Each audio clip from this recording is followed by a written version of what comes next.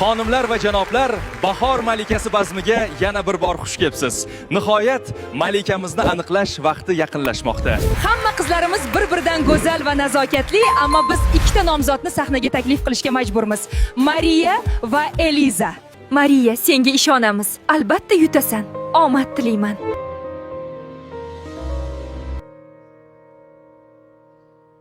Go'zal qizlarimizning ota-onalari tashrif buyurishibdi. Qani sahnaga marhamat. Kelganingiz uchun rahmat, dadajon.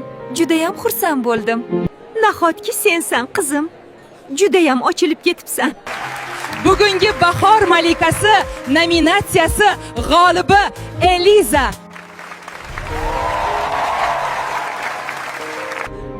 Nega keldingiz? Hammasi barbod bo'ldi.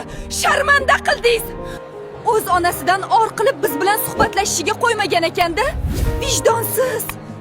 Bundan chiqdi Eliza James Jackning haqiqiy qizi. Bu tushunmi yoki o'ngimmi? Qanday bunday bo'ldi? Menga boylik emas, insonning ichki dunyosi-yu qalb go'zalligi muhim. Hech qachon pulga sotilmaydigan do'stlarim bo'lishini xohladim xolos. Boy bo'lmaganimda, egnimdagi libos oddiy bo'lganida bu tojni sohibasi bo'lmasligim aniq edi. Hammasini bilaman. Do'konda sumkamga taqinchoqni ham sen solib qo'yganding. Menda kameradan yozib olingan tasvirlar bor. Sendan xafamasman. Faqat unutma. Agarda meni Marta xonimdek onam bo'lganida edi, butun boyligimizdan kechgan bo'lardik. Eliza, nimaga mendan o'zingizni olib qochyapsiz? Axir yaqin do'st edik-ku.